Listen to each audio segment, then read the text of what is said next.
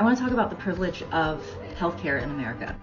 This conversation that Amber is having is a very important one. If you haven't watched her video, I would encourage you to stop this and go back and watch it. As a short summary, she shared a video in which she was talking about a very scary health situation that happened recently, and she received a lot of comments from people that were like, why didn't you just go to the hospital? In this video that I stitched, she's talking about the problem with phrases like that. And I want to share my own story to shed just more perspective on this issue. I am the mom of a child who is medically complex. She has a terminal illness, which means that we are in and out of the hospital a lot. Our last hospital stay was 17 days long. My husband and I are her caregivers 24/7. We do not have in-home nursing care. It is really frightening to think about situations in which we would not be able to provide care for her. The last time we were in the hospital, I had a pretty scary situation.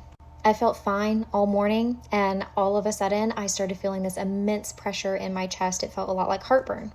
I never get heartburn. This caught me really off guard, and I had not eaten anything that I would have been like, yeah, that could have caused me to have heartburn. But I could not shake the feeling, and it got so bad that I started feeling dizzy, lightheaded. I felt like I needed to throw up, started getting like cold sweats, and I just reached a point where I was like, you know what?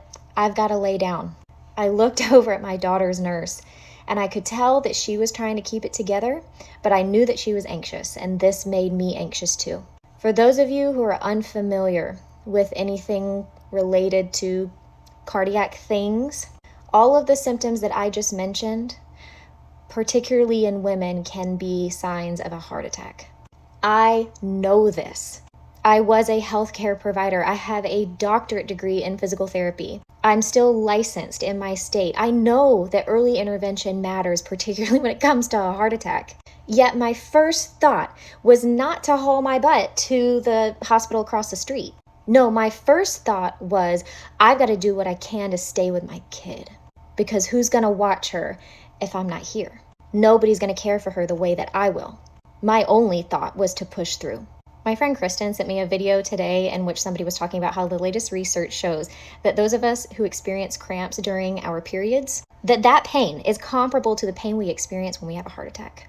But we go to work, we push through. So is it that surprising that that would be our response? Asking somebody, why didn't you just go to the hospital, is an incredibly privileged mindset. There's plenty of reasons why people don't go, including trauma, financial inaccessibility, lack of care for their kids. This shouldn't be the question you ask people.